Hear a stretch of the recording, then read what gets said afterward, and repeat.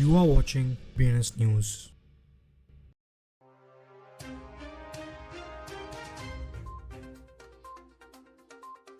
Welcome to today's crypto news. Let's see today's headline first. Japanese e-commerce giant Mercari launches Ethereum trading. Binance.us wins appeal to reinstate Florida money services license.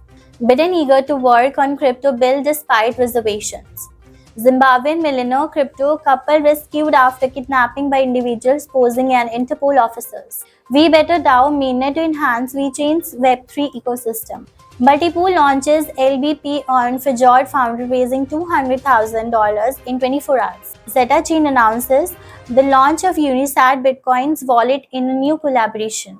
Crypto exchanges form Tech Against Scams partnership to combat fraud. Near Protocol launches user-owned AI research lab and incubator. Indian blockchain keeps its pledge by introducing Quick Wallet. Binance celebrates Bitcoin Pizza Day with global pizza distribution campaign. 18 million Americans used or owned crypto in 2023 Fed survey.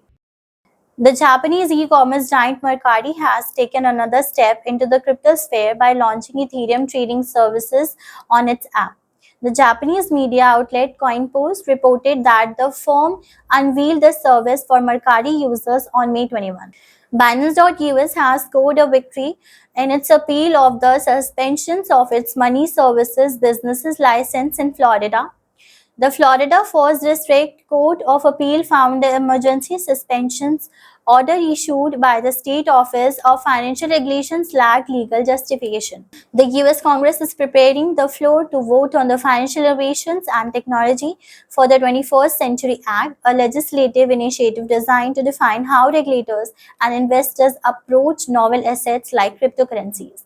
With Biden's staunchly anti-crypto administrations at the helm, hopes for the bill remained low until the White House made its latest statement. A Zimbabwean millionaire couple based in South Africa has been kidnapped by a gang seeking to profit for their cryptocurrency valued at $13.9 million. The couple, Professor Shefford Sikosana and his wife Sikai Adelpha Sikosana were kidnapped in Pretoria, South Africa and smuggled into Zimbabwe. The forthcoming deliverance of the We Better DAO mainnet will bring to the table further sustainability along the enriching the Web3 ecosystem and its mass acceptance.